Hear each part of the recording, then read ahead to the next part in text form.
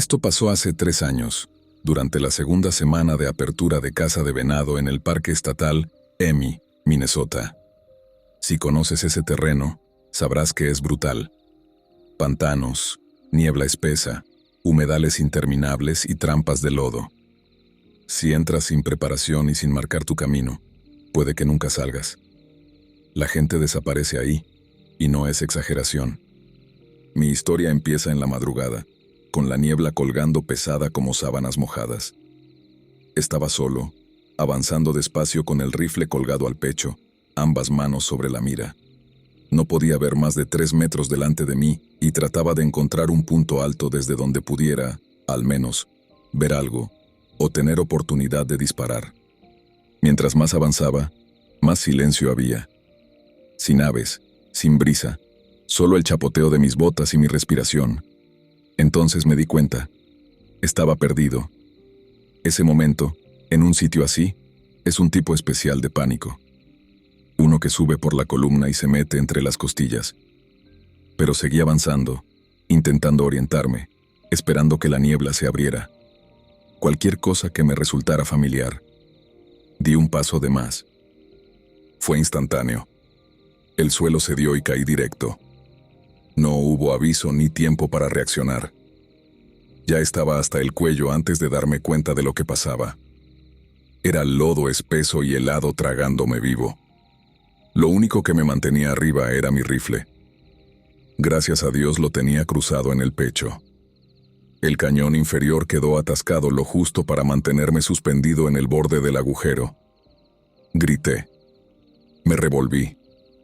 Intenté subir con todas mis fuerzas, pero cada movimiento me hacía hundirme más. Estaba en un maldito sumidero, con el pecho metido en fango helado, en medio de uno de los bosques más implacables del estado. Y nadie sabía que yo estaba ahí. Luché durante horas. No sé exactamente cuánto, 4, tal vez 5, gritando hasta quedarme sin voz, pataleando, jalando, y cada vez que me levantaba un poco, el rifle se hundía más.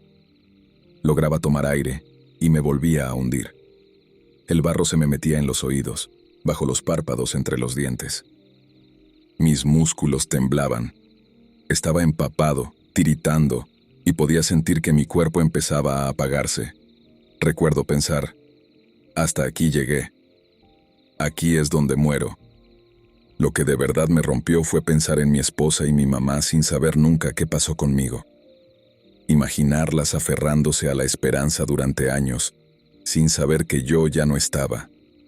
Pensar en mis 2 hijas, en que no estaría para llevarlas al altar, enseñarles a manejar, ver en qué se convertirían. Todo eso perdido por un viaje de caza descuidado. Al final dejé de gritar. Algo se quebró dentro de mí y me quedé en silencio. Mi cuerpo estaba acabado. No sentía las piernas. Mis manos estaban aferradas a muerte al rifle, mi único salvavidas. Y ahí me quedé, sollozando en el barro, esperando. Entonces pasó lo más extraño. No fue un ruido, ni una luz, ni nada así. Fue una sensación. Un golpe de euforia que me atravesó como una ola. Pasé del pánico y la desesperación a una calma triste y rara, como si lo aceptara, como si estuviera bien con ello. Recuerdo haber pensado, está bien, es mi hora. Y entonces juro por Dios que sentí manos agarrar las mías.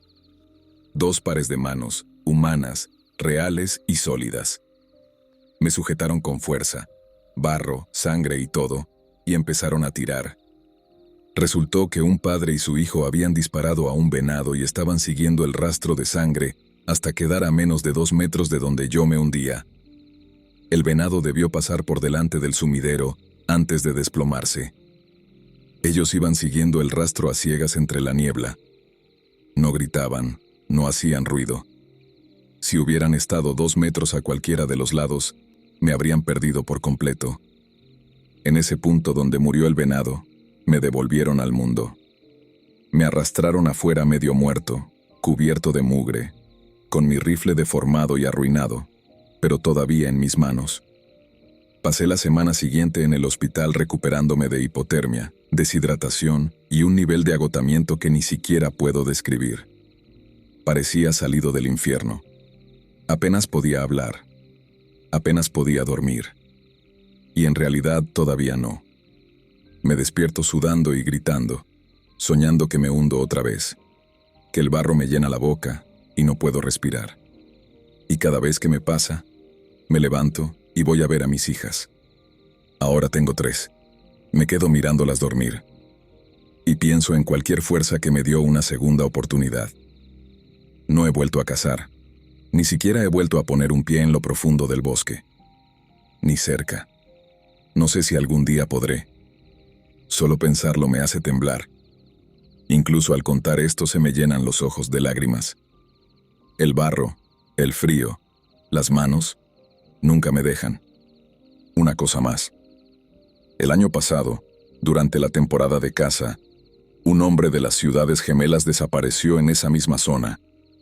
Lo buscaron durante semanas y nunca lo encontraron. Cada vez que veía su cara en las noticias, podía imaginarlo luchando como yo, arañando la superficie sin nadie que lo ayudara. Yo tuve suerte. Tenía mi rifle cruzado al pecho. Tuve ese venado y tuve esas manos. Pero no todas las tienen.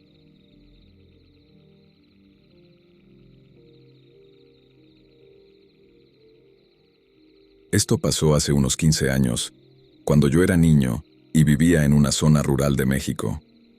Nunca había contado esta historia completa, porque durante mucho tiempo no entendí del todo lo que vimos ese día. Pero, al ir creciendo y recordarla, me di cuenta de lo peligroso que pudo haber sido para mi papá, para mí y para todos los que estábamos ahí. Hasta hoy no he tenido el valor de mencionárselo. Ocurrió en lo profundo del monte, lejos de nuestro pueblo. Mi papá andaba ese día con unos amigos suyos, rancheros ya mayores, hombres de confianza. Estábamos en un camino de terracería recogiendo leña. Era uno de esos caminos que ya no llevan a ningún lado. Apenas un rastro entre arbustos y matorrales.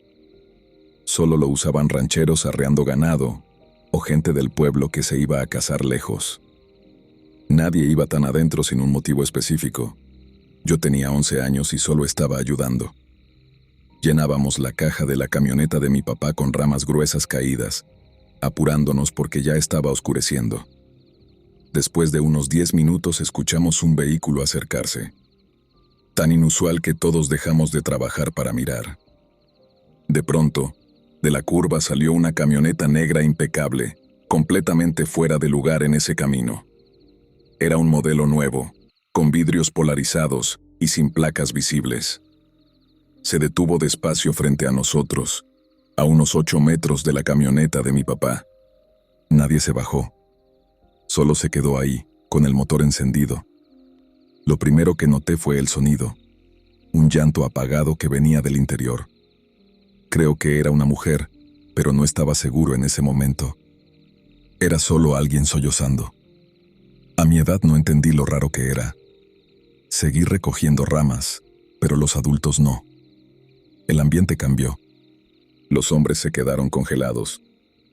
Recuerdo que mi papá dijo algo como, «Ya es suficiente por hoy, vámonos». De repente todos se movieron rápido, echando las ramas a la camioneta sin siquiera acomodarlas. Mi papá me gritó que me subiera. Yo no me moví lo bastante rápido y me machuqué el pulgar con la puerta. Me salió sangre, pero nadie se detuvo a verme. Mi papá solo abrió la puerta, me jaló y arrancó. No lo entendí en ese momento.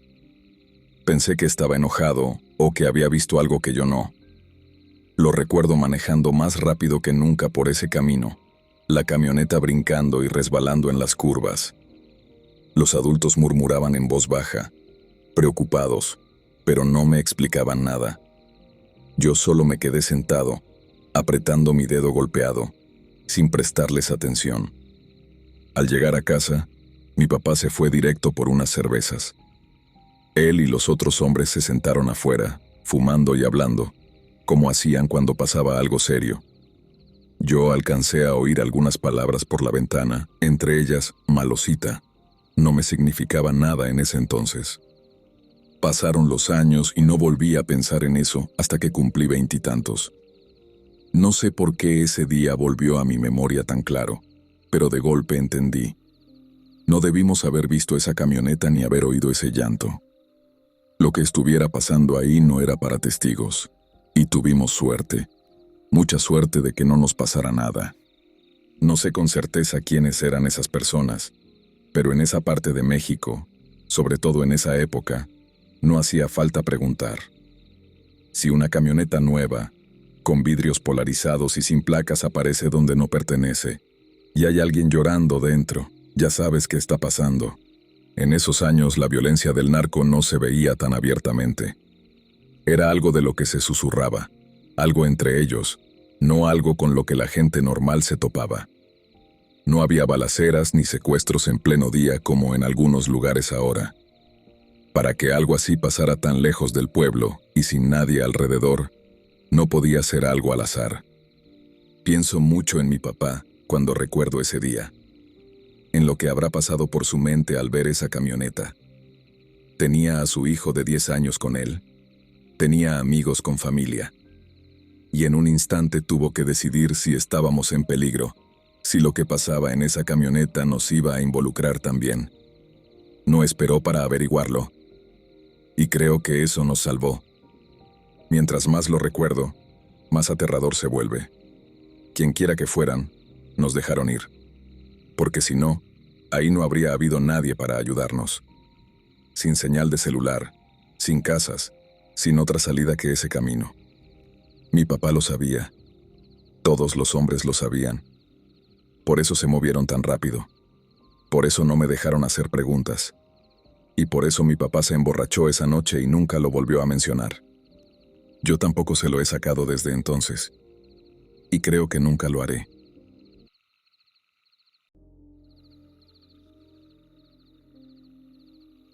Esta historia ocurrió en noviembre de 2022. En ese entonces, yo había ganado un permiso especial para cazar alces en la cordillera Beaverhead, en el centro oeste de Idaho. Era un área donde había cazado muchas veces antes, un lugar que conocía como la palma de mi mano. Siempre había sido un sitio de comodidad y buenos recuerdos. Y todavía lo es, pero ya no lo veo igual desde lo que estoy a punto de contar. Había planeado un viaje de una semana para la primera semana de noviembre, y llevé a uno de mis mejores amigos. Pasamos los primeros 4 días caminando por varias crestas, rastreando alces y pasándola genial. Las noches eran de historias alrededor del calor de la estufa, comiendo sopa para entrar en calor. Era noviembre en Idaho, frío intenso. La 4ª noche del viaje había nevado durante el día, y una capa fresca de nieve cubría el suelo. El cielo se despejó y quedó un aire muy frío, quieto y silencioso. Mi amigo y yo empezamos a hablar de la Biblia, de espíritus, críptidos, skinwalkers. Debería aclarar que en ese tiempo mi amigo ya estaba pasando por un deterioro en su salud mental, y no era raro que a veces se comportara de manera errática. Esto será importante más adelante. Durante esa conversación sentí que algo cambió. Era como si el aire se pusiera tenso, pesado. Tuve el impulso de cambiar de tema, pero justo entonces pasó. A unos 20 o 30 metros de la tienda de campaña, lo que pensé al principio que era un coyote empezó a aullar y ladrar muy, muy fuerte. Miré a mi amigo, que se emocionó y me dijo que tomara mi rifle para ir a ver qué era. Pero había algo raro. No sonaba exactamente como un coyote. Era casi un chillido, no el típico aullido de coyote. A ratos ladraba, a ratos gritaba. Soy un cazador experimentado, y cualquier otro cazador sabe que un coyote no se acercaría a una tienda de campaña en medio de la nada para llamar la atención. Ese animal estuvo vocalizando durante 3 a 5 minutos seguidos, dando vueltas alrededor de la tienda a cierta distancia. A regañadientes tomé mi rifle y mi linterna potente para iluminar lejos. Salí unos 10 metros de la tienda. Lo volví a oír, justo enfrente de mí, chillando y ladrando. Apunté con la luz directo al lugar.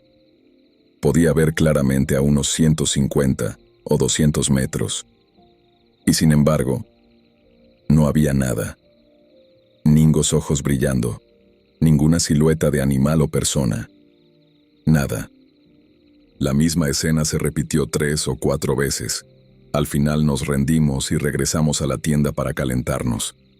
Pero el sonido no paraba. En un momento en que se hizo silencio, mi amigo asomó la cabeza por la tienda y gritó: «¡Ey, cállate!». Inmediatamente fue respondido con un grito del animal. Por momentos, sonaba como si viniera de arriba, del árbol bajo el cual estábamos acampando. Intenté convencerme de que era un coyote o quizá un perro de caza perdido, pero no logré creérmelo. Lo ignoramos el resto del tiempo. Poco a poco el sonido empezó a alejarse hasta que finalmente se detuvo, aproximadamente 1 hora después. A la mañana siguiente busqué huellas en la nieve.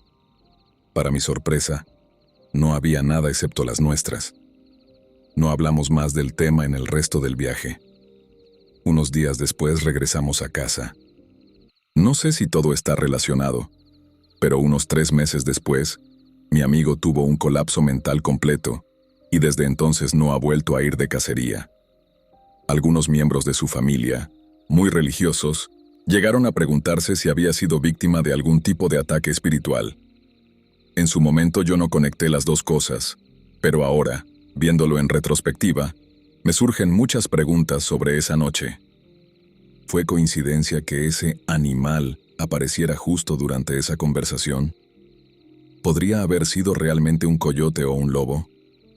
¿Por qué no vi ojos brillando con la linterna? ¿Tuvo este incidente algo que ver con el deterioro mental de mi amigo? Él a veces contaba cosas raras que veía o escuchaba. ¿Estaría relacionado? Si alguien tiene algo que comentar, me gustaría leerlo.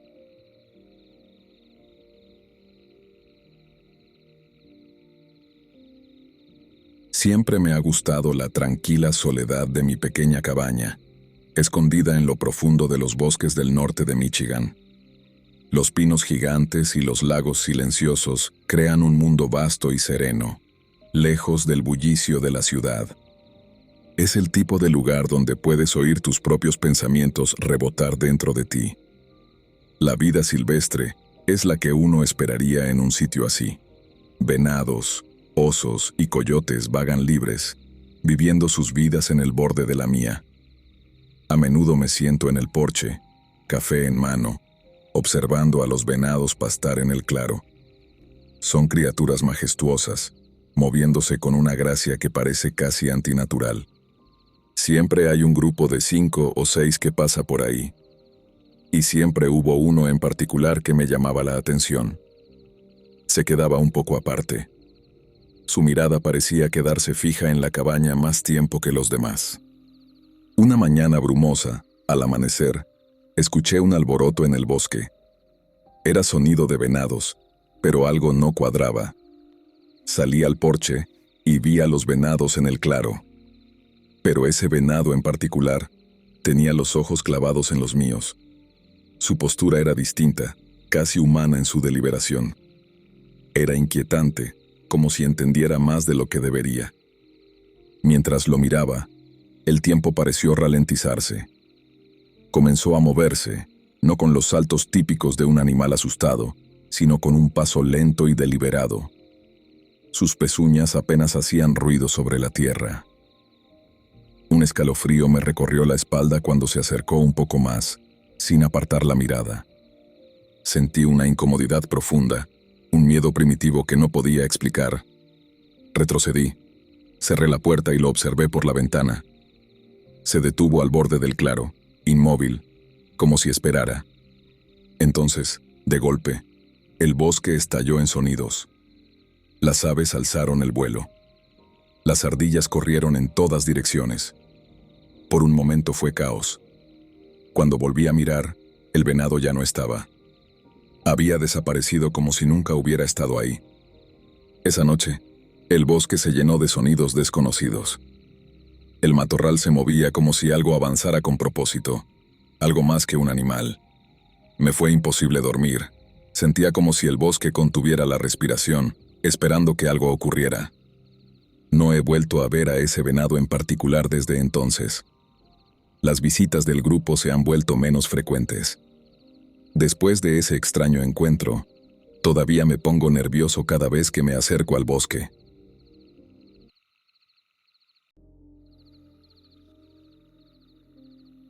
Esto pasó en Georgia, alrededor del 2012.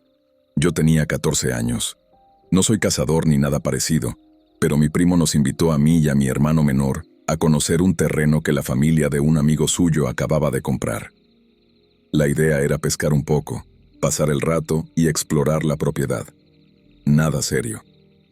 El terreno eran unas cuantas hectáreas escondidas detrás de un gran barrio suburbano.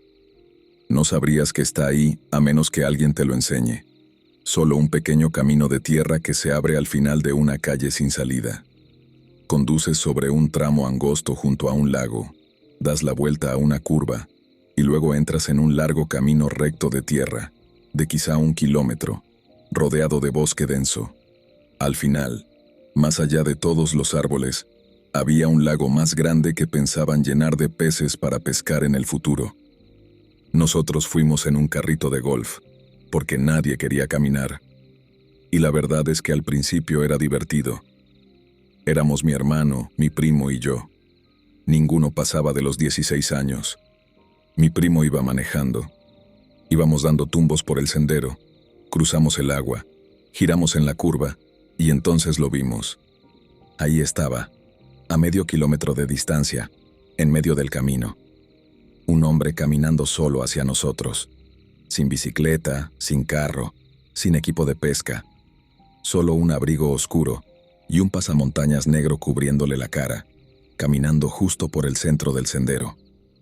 Todos nos quedamos en silencio y mi primo pisó el freno. El hombre no corría, no gritaba, ni siquiera reaccionaba a nuestra presencia. Solo avanzaba despacio. Recuerdo esto con mucha claridad. Estaba lo bastante lejos para no verle los rasgos, pero lo bastante cerca para distinguir la máscara. Un pasamontañas apretado, de los que uno se pondría para asaltar una gasolinera. Y era verano. No había ninguna razón para que alguien estuviera vestido así en medio de ese calor. No había otras casas, ni senderos conectados a ese, solo bosque espeso de Georgia cerrándose por ambos lados. Y el camino era demasiado estrecho para dar la vuelta. Mi primo susurró, «¿Qué demonios?», y puso el carrito en reversa. Esos carritos eléctricos hacen un pitido agudo y molesto cuando van en retroceso, y este no era la excepción. Así que ahora íbamos lentamente hacia atrás por el camino, las llantas levantando polvo, mientras ese hombre seguía avanzando. Estábamos perdiendo la calma. Estaba demasiado lejos para alcanzarnos de inmediato, pero algo en su forma de moverse no estaba bien. Se sentía como si supiera que estábamos atrapados, y quisiera que lo supiéramos. Esa caminata lenta, calmada, intencional, como si disfrutara de lo indefensos que estábamos. El cuarto de milla en reversa se sintió eterno. Al final llegamos de nuevo al primer lago y salimos al borde del vecindario, con el corazón latiendo a 1000. No dijimos mucho, solo saltamos del carrito y corrimos hasta la casa de mi primo. Les contamos a sus padres lo que habíamos visto. Yo esperaba que se lo tomaran a la ligera, pero lo hicieron muy en serio. Su papá y otros agarraron su equipo, rifles, linternas y 2 cámaras de caza que llamaban plot watches. Se fueron de inmediato a revisar la propiedad. Buscaron todo el sendero, revisaron el bosque a ambos lados. Incluso rodearon el lago grande y la parte trasera del terreno. No había huellas. No había ramas rotas. Nadie. Dejaron las cámaras puestas por si acaso. Pasaron semanas. No apareció nada, ni en las cámaras, ni durante las salidas de caza, ni siquiera una persona random caminando por ahí. Y lo curioso es que siguen usando ese terreno todo el tiempo para cazar, pescar y acampar. Y nadie ha vuelto a ver algo así. Pero yo lo pienso constantemente. ¿Qué hacía ese hombre ahí, con un pasamontañas negro en pleno calor? ¿De dónde salió?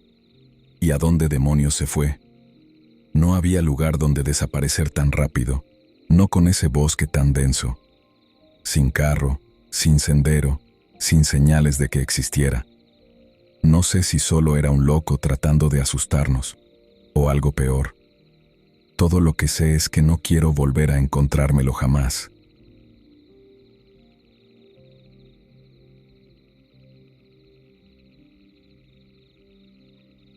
Después de una fuerte discusión con mi madre, me echó de casa. Pasé esa noche vagando por las calles, intentando mantenerme despierto. Pregunté a varios amigos si podía quedarme con ellos, pero ninguno pudo ayudarme. En esa época vivía en una zona suburbana relativamente nueva y decidí adentrarme en unos bosques cercanos que daban a campos de cultivo. Mi plan era ver las estrellas y encontrar algún sitio tranquilo para dormir. Eran alrededor de las 2 de la madrugada. Cerca de unos pisos había un gran bosque. Me arrastré entre un matorral espeso que conducía a un espacio abierto. Estaba todo completamente oscuro y pensé que ahí podría estar seguro. Me tumbé en el suelo, intentando calmarme. De pronto, escuché pasos. Eran pesados, fuertes, y sonaban como si me estuvieran rodeando. Me quedé paralizado y pregunté si había alguien ahí. Los pasos empezaron a ir cada vez más rápido, girando a mi alrededor. Y entonces, un gruñido profundo. Sonaba grande, muy grande. Entré en pánico, corrí de vuelta a la calle atravesando los matorrales. En ese momento tenía unas 100 libras en el banco. Fui a un hotel cercano para pedir una habitación, pero no me dejaron entrar. Estaba helado, desesperado y asustado. Terminé yendo a una tienda 24 horas. Compré algo de comer y una linterna, y regresé al bosque. Esta vez iba preparado con luz. Nada más entrar de nuevo, escuché los pasos otra vez. Encendí la linterna, girándola en todas direcciones, buscando de dónde venían. No vi nada. El gruñido volvió, profundo, vibrante.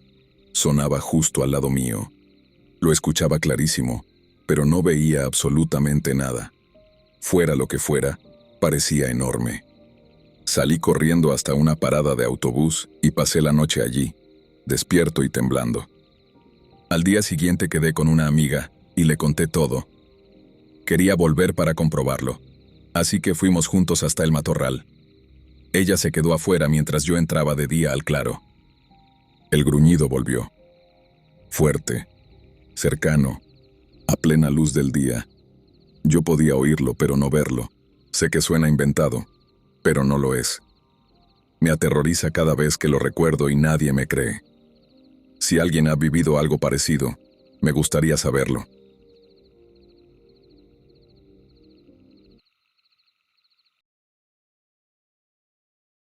Esto pasó hace unos 2 años en un bosque denso, no muy lejos de donde vivo. Yo tenía 20 y pocos años.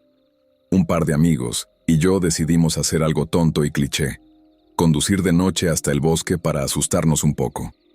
La idea era tomar un viejo camino maderero que atraviesa la zona, estacionar a un lado y caminar bajo la luz de la luna. Éramos 5 en total, 2 chicos atrás, una chica al frente, otro amigo en el medio y yo conduciendo. El sendero era de grava compacta, ancho como para un camión, pero casi nunca usado. A ambos lados, pinos altísimos. El dosel era tan espeso que, una vez dentro, solo los faros del coche te permitían ver algo. Íbamos bromeando, diciendo tonterías, el típico humor nervioso. Y de repente, todo se detuvo. No me di cuenta al principio. Un momento todos hablaban y al siguiente, silencio absoluto. Ni risas, ni murmullos, ni siquiera el crujir de la grava bajo las ruedas. Uno de mis amigos dijo: «Me siento raro». Otro lo repitió, como si algo malo fuera a pasar. No era nerviosismo. Era como si todo el bosque hubiese dejado de respirar. Bajé la velocidad, dejándome llevar. Y fue entonces cuando lo vi, justo al borde donde la luz de los faros se fundía con la oscuridad, a unos 10 o 12 metros. Algo cruzó el camino de izquierda a derecha muy rápido. No era humano. Lo digo con total seguridad. No se movía como una persona. Ni siquiera parecía una. Tenía forma vagamente humana, pero mal hecha. Alto, delgado, con brazos largos o algo que arrastraba detrás. Y su movimiento era extraño, demasiado fluido, casi como si se deslizara en vez de correr. Lo más parecido que puedo decir es como una sombra moviéndose sobre agua. Un instante estaba ahí y al siguiente, desaparecida, sin ruido, ni hojas, ni ramas agitadas. Nada. Detuve el coche en medio del sendero, con el corazón latiendo a 1000, mirando fijo a la oscuridad. Acabo de ver algo. ¿Ustedes también lo vieron?, pregunté. Todos dijeron que sí. En ese punto la mayoría habría dado la vuelta y se habría largado. Yo debía hacerlo. Pero siempre fui el escéptico. Fantasmas, críptidos, lo que sea. Me reía de esas cosas. Así que hice la mayor estupidez de mi vida. Salí del coche. En cuanto puse un pie sobre la grava, me golpeó lo silencioso que estaba todo. Sin viento, sin grillos, sin hojas moviéndose a lo lejos. Silencio muerto. Me quedé allí, con el móvil en la mano, intentando reunir valor para encender la linterna. La oscuridad era tan espesa que parecía tangible. A los pocos segundos, lo oí. Un leve crujido de hojas en el bosque, a mi derecha. No muy cerca, pero tampoco lejos. Levanté el teléfono despacio y encendí la luz. Un débil haz iluminó los troncos y el matorral. Lo moví de lado a lado, con el corazón en la garganta. Y entonces lo vi. Un brazo rodeando el tronco de un árbol. No era como alguien asomándose para mirar. Aquello simplemente sujetaba el árbol. Dedos largos y pálidos. Las proporciones mal hechas. El codo demasiado alto y los dedos demasiado extensos. La mano girada en un ángulo imposible. La piel grisácea, tirante sobre el hueso, como mal colocada. Parpadeé y ya no estaba. La linterna temblaba en mi mano. No dije nada. Solo di media vuelta y caminé de regreso al coche. Sentía que algo me observaba, y que si corría, me perseguiría. Manteniendo el paso, subí y cerré la puerta. Nadie habló. Arranqué y conduje lo más rápido que pude sin perder el control sobre la grava. Cuando llegamos al asfalto, seguí hasta una gasolinera en la autopista. Nos bajamos, aturdidos. Finalmente, alguien me preguntó qué vi. No quería decirlo. Pronunciarlo lo hacía más real. Pero conté la verdad. Vi un brazo rodeando un árbol. No parecía humano. Eso fue todo. Nadie se rió. Nadie dudó. Todos estábamos pálidos y temblorosos. Esa noche terminó ahí. Dejé a cada uno en su casa. Yo casi no dormí. Me quedé mirando el ventilador del techo intentando entender qué había visto. Hasta hoy apenas hablamos de ello. Si alguien lo menciona, es de pasada. Nunca volvimos a ese sendero. No sé qué era aquello. Solo sé que cuando entramos al bosque llevábamos nervios y curiosidad, pero algo más ya estaba ahí, esperando.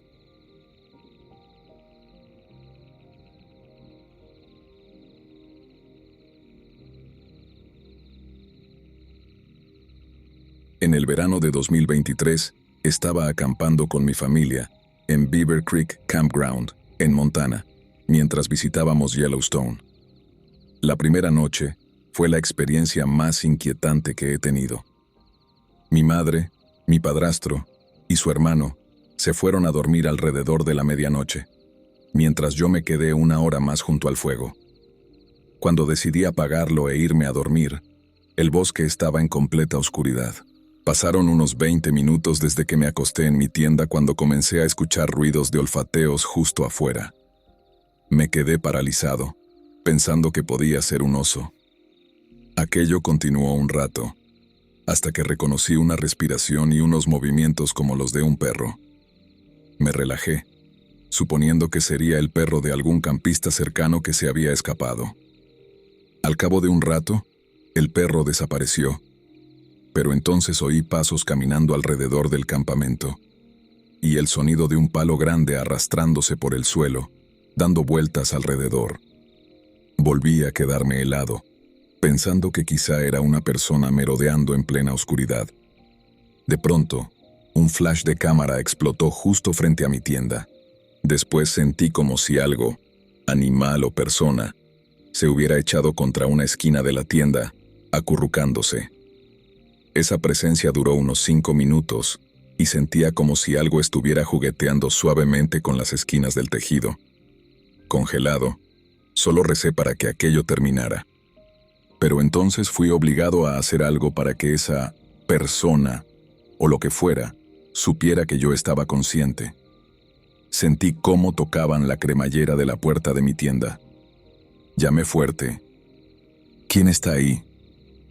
Mi padrastro despertó y me contestó, mientras yo estaba demasiado asustado para abrir. Pasaron 10 segundos, y supe que ya estaba fuera de su tienda con su arma en la mano. Entonces salí yo también. No había nadie. Después de que grité, no escuché pasos ni movimiento alejándose del campamento. Durante todo ese tiempo, mi madre y mi padrastro tenían a su perro dentro de su tienda, y el perro no reaccionó a nada. Dormí en el coche las 2 noches siguientes, y no volvió a pasar nada. ¿Alguien ha tenido experiencias extrañas como esta en Montana, cerca de Yellowstone, o en general?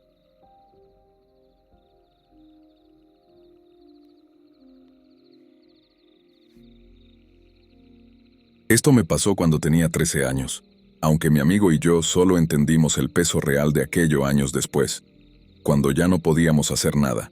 En ese momento se sentía más como otra de esas historias raras con las que nos reíamos o nos asustábamos entre nosotros. Pero ahora es algo que me ronda la cabeza más de lo que me gustaría admitir. Crecí en un valle rodeado de bosque denso. Nuestra calle tenía quizá una docena de casas, y detrás de la mía se extendía una loma arbolada que iba por kilómetros, totalmente sin construir en aquel entonces.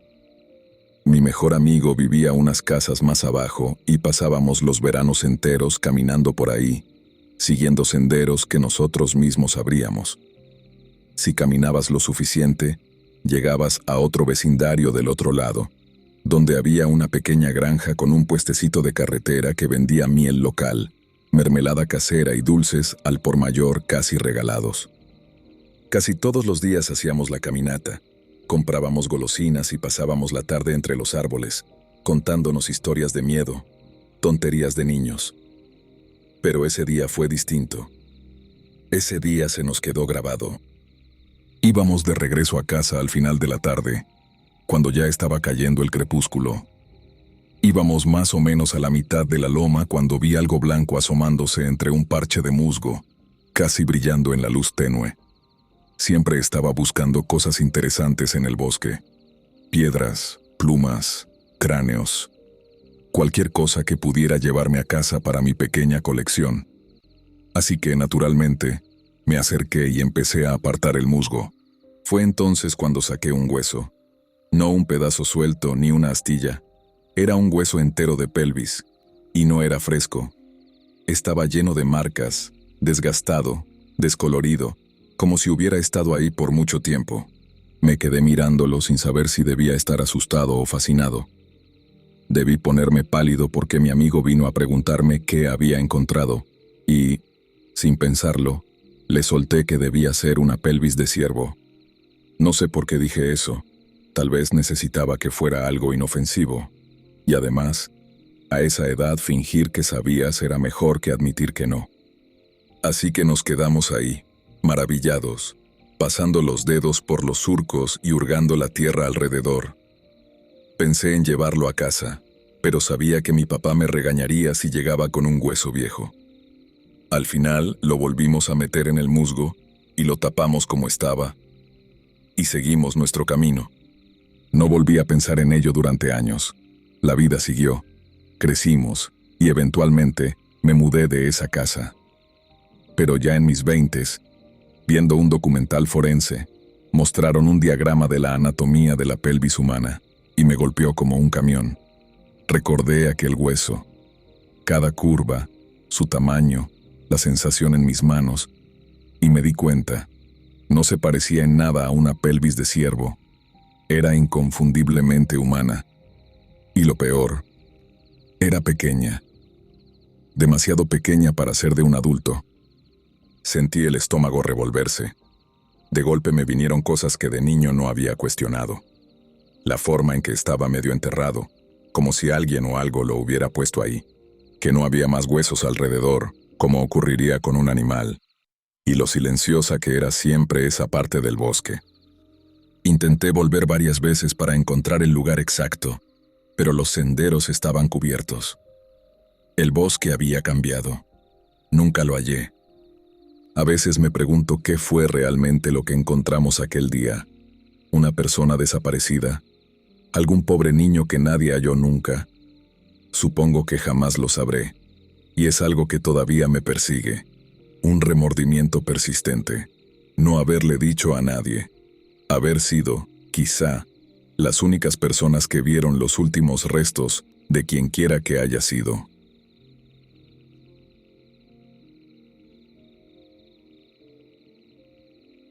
Nunca he sido fanático del camping. Esto fue más o menos en 2012. Por alguna razón mi amigo y yo decidimos pasar un sábado acampando en una propiedad privada, con permiso del dueño, a la orilla de un pequeño lago en el sureste rural de Estados Unidos. El lago no era muy grande, quizá entre 45 y 140 metros de ancho. Era más bien como un estanque profundo, pero 5 veces más largo que ancho. Desde nuestro campamento ocupaba casi todo nuestro campo de visión. El terreno no estaba del todo aislado de la civilización. Estábamos a unos 8 o 16 kilómetros de un pequeño suburbio de una ciudad mediana del sur. No era fácil llegar, sin embargo. La única entrada era un camino de tierra muy angosto sobre un dique que atravesaba uno de los lados del lago. Ese camino tenía un portón con candado. El dueño nos dio el código, pasamos el carro y cerramos detrás de nosotros. Si alguna vez has estado en el sur de Estados Unidos, sabes lo rápido que se siente el aislamiento cuando sales de la ciudad. Las urbes son pequeñas y la población rural suele vivir bastante al margen. Los bosques son tan densos que no vale la pena construir a menos que tengas algún vínculo con el lugar. Incluso he escuchado que no era rentable abrir carreteras por ahí cuando construían las autopistas en los años 50. Así que en muchos sitios no ha habido desarrollo en más de 100 años, incluso desde la Guerra Civil. No es raro manejar 30 minutos fuera de la ciudad y encontrarte con cabañas evidentemente desconectadas de la red. Mi amigo y yo, acostumbrados a vivir en suburbios, estábamos encantados de ver estrellas y escuchar sonidos de la naturaleza. Nuestro campamento era muy básico. Una pequeña tienda para 2 personas y una manta. Estábamos sentados simplemente disfrutando de la noche cuando, de pronto, mi amigo se incorporó muy erguido. Dijo algo como, ¿ves a ese tipo allá? Señalaba al otro lado del lago. Yo no vi nada. Me incorporé un poco y le respondí, nah, es solo la oscuridad jugándote trucos. Pero él parecía realmente asustado. No, mira, hay un montón de caras detrás de los árboles. Eso me hizo prestar atención. Me senté del todo y me froté los ojos para enfocar bien, y entonces las vi. Caras pequeñas, redondas y blancas nos miraban desde el otro lado del lago. Unas 15 o 20, todas colocadas de tal forma que sus cuerpos quedaban detrás de los árboles y solo sus cabezas eran visibles.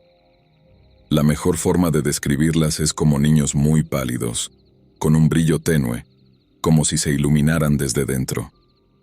Debo aclarar que ninguno de los dos estaba bebiendo ni fumando. Éramos demasiado jóvenes para eso. Habíamos cenado en casa y solo pensábamos dormir después de relajarnos un rato. Las caras no se movían. Yo estaba ahí, paralizado, esperando que mis ojos se acostumbraran y me diera cuenta de que eran reflejos, insectos, búhos, cualquier cosa. Pero ese momento nunca llegó. Me quedé mirándolas unos 5 minutos que parecieron eternos. Miré a mi amigo, y habían desaparecido. Los cuerpos de agua transmiten el sonido increíblemente bien. Oímos un movimiento intenso en el otro lado del lago y un par de ramas romperse. Es increíble lo que tus oídos perciben en una noche completamente silenciosa. Mi amigo estaba con los ojos llenos de lágrimas cuando me dijo, ¿qué demonios eran esas cosas? Y yo no tenía una buena respuesta. Ninguno de los dos durmió bien esa noche. Yo sentí que mis razones para no gustar del camping quedaban más que validadas. ¿Qué íbamos a hacer? Intenté buscar en internet, pero nunca encontré un fenómeno que explicara lo que vimos.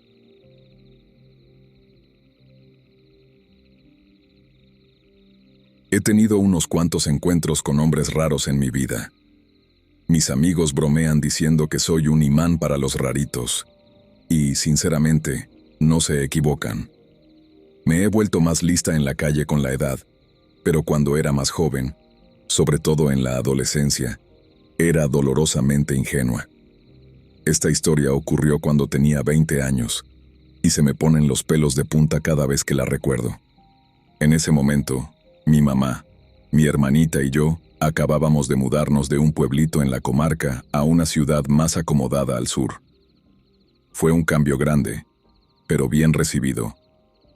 Estaba pasando por un momento difícil mentalmente, y ese nuevo comienzo parecía justo lo que necesitaba. La ciudad era bonita, casi pintoresca, pero encontrar trabajo fue una pesadilla. Estaba frustrada y sentía que no estaba aportando en casa, sobre todo porque mamá necesitaba ayuda con las cuentas. Fue entonces cuando apareció Phil. Phil era un hombre de mediana edad que regentaba un local de comida para llevar en el pueblo. Con el tiempo, nos habíamos hecho algo de confianza con él. A menudo nos veía cuando íbamos de compras, se acercaba a charlar y preguntaba cómo estaba la familia.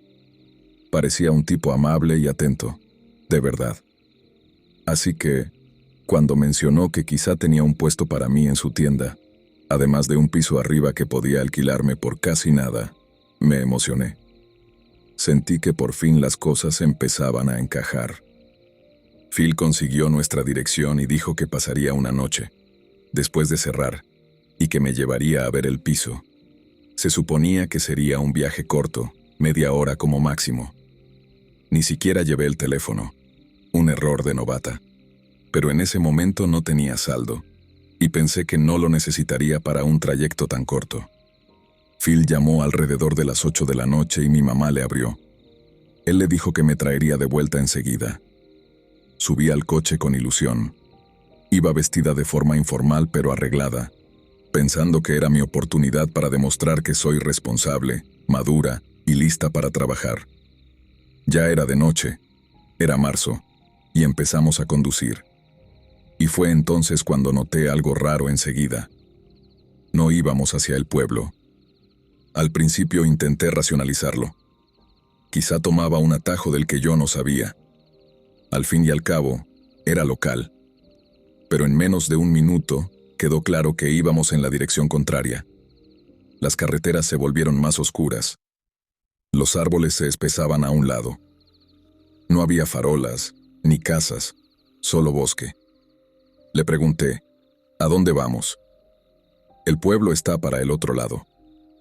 Él contestó con tono alegre, que solo pensó en llevarme a dar un pequeño tour. Hay bosques preciosos y rincones tranquilos por aquí que le encantaría mostrarme. Se me quedó el estómago en la garganta. Intenté mantener la calma, razonando que quizá era un poco raro. Quizá de verdad se sentía orgulloso del paisaje, pero otra voz en mi cabeza gritaba, ¿por qué ahora, a oscuras, a solas? Seguimos conduciendo. Miraba por la ventanilla, escaneando buscando puntos de referencia, cualquier cosa que pudiera usar para reconocer dónde estábamos por si tenía que huir. Zanjas, lindes de árboles, vallas, señales de tráfico. Mis ojos trabajaban a toda marcha. Mientras tanto, Phil seguía hablando del trabajo, de su personal amable, como si estuviéramos en un paseo casual. Entonces aminoró y giró por un camino de tierra estrecho, una pista enlodada con árboles tupidos a un lado y campos completamente negros al otro. Ahí se desató el pánico total. Se me revolvió el estómago. Casi pensé que iba a vomitar y supe que algo malo iba a pasar, pero no me moví. Me quedé paralizada en el asiento del pasajero, con el cinturón puesto, intentando mantener la compostura. Si saltaba, correría por un campo embarrado hacia ninguna parte. Pero si me quedaba, él metió el coche en un pequeño claro vacío, una especie de aparcamiento no oficial. Solo había otro coche allí, empañado, con 2 siluetas dentro. Era muy obvio lo que estaban haciendo. Phil se giró hacia mí y puso la mano en mi rodilla. Deberíamos hacer lo que están haciendo ellos. Tal cual, con cara seria. Solté una risa, quejido agudo y raro, algo entre miedo e incredulidad. Salió completamente mal, como si me hubiera tragado una canica. Pero aparentemente eso lo asustó, porque su expresión se alteró. Por dentro me felicitaba mentalmente por haber hecho el raro en un momento de peligro, pero él siguió. Será divertido. Nadie nos verá. No, dije rápido. Además, estoy saliendo con alguien. Sonrió con una mueca paciente y espeluznante, como si pensara que al final cedería. Intenté de nuevo. Mi mamá me espera en cualquier momento. Seguro que no le importaría que te quedaras un poco más. Puedes confiar en mí, ¿sabes? Entonces saqué la pierna de debajo de su mano, lo miré directo a la cara y dije con firmeza: llévame a casa ahora. Algo debió cambiar en mi voz porque sin decir palabra metió el coche en marcha y arrancó. Todo el viaje de regreso, mi mano estuvo encima del botón del cinturón. Estaba lista para salir corriendo si él aminoraba aunque fuera un poco. Cuando por fin llegamos a la casa, salí del coche antes de que se hubiera detenido del todo, dando un portazo y dirigiéndome directamente hacia la pequeña cuerda que hacía de valla en nuestro jardín delantero. Fue entonces cuando lo oí bajar también. «Creo que pasaré a saludar a tu mamá», dijo con una sonrisa burlona. Se me hundió el corazón. Supe exactamente lo que intentaba. O asustarme hasta que me callara, o adelantarse a mí para poder contar su propia versión de los hechos. Pero mamá ya había oído el coche y abrió la puerta. La pasé sin decir nada y corrí directo a la cocina. Saqué un cuchillito del cajón y me metí en la habitación de mi hermana. «No salgas de esta habitación. Pase lo que pase», le susurré y metí el cuchillo por la manga. Me miró con los ojos abiertos de par en par. «Vale». Volví a la sala y Phil ya estaba sentado en nuestro sofá, tan casual como si fuera de la casa. Mamá parecía desconcertada, pero aún no había captado nada. Me acomodé incómodamente en el brazo del sofá, al lado de ella, lo más lejos posible de él, intentando mantener el cuchillo escondido. Phil sonrió. «¿Por qué no vienes y te sientas aquí a mi lado?» «No, estoy bien, gracias». «Vamos, no muerdo». Se rió, dándole una palmada al asiento de al lado. Dije que no. Tenía los dientes apretados. Mamá observaba el intercambio como si fuera un partido de tenis. Algo en mi comportamiento debió darle la señal. Debo de haber parecido una loca, medio encaramada, medio agazapada, temblando de pánico y mirándola como si intentara gritarle telepáticamente que me ayudara. Mamá finalmente dijo: «Ya es tarde. Creo que deberías irte, Phil». Se levantó. Murmuró algo sobre tener que ir a revisar la tienda, pero al pasar junto a mí, se detuvo y me ofreció la mano para estrecharla. La parte más extraña de la noche, honestamente. Pero vi una oportunidad. Extendí la mano que ocultaba el cuchillo. Y cuando agarró mi mano, no le clavé, solo le metí la punta en la palma. No lo suficiente para cortar, pero sí para que lo sintiera. Él sacudió la mano, miró hacia abajo y vio la hoja, y luego me miró. Yo lo miré con asco absoluto. Se fue de inmediato, sin decir palabra. Simplemente salió por la puerta y desapareció en la noche. Le conté todo a mamá. Estaba furiosa. Hablamos de ir a la policía, pero técnicamente no había hecho nada que se pudiera denunciar. Solo me dejó con la sensación de haber sido horriblemente acosada. Lo peor. Cuando se lo comenté a unas chicas de nuestra calle, se quedaron en silencio, se miraron y cambiaron de tema. Me dio la sensación de que no era la primera. No mucho después nos mudamos, y nunca lo volví a ver, y me alegra no tener que hacerlo. Así que, para rematar a Phil en tu asqueroso tour por el bosque, que no nos volvamos a ver jamás.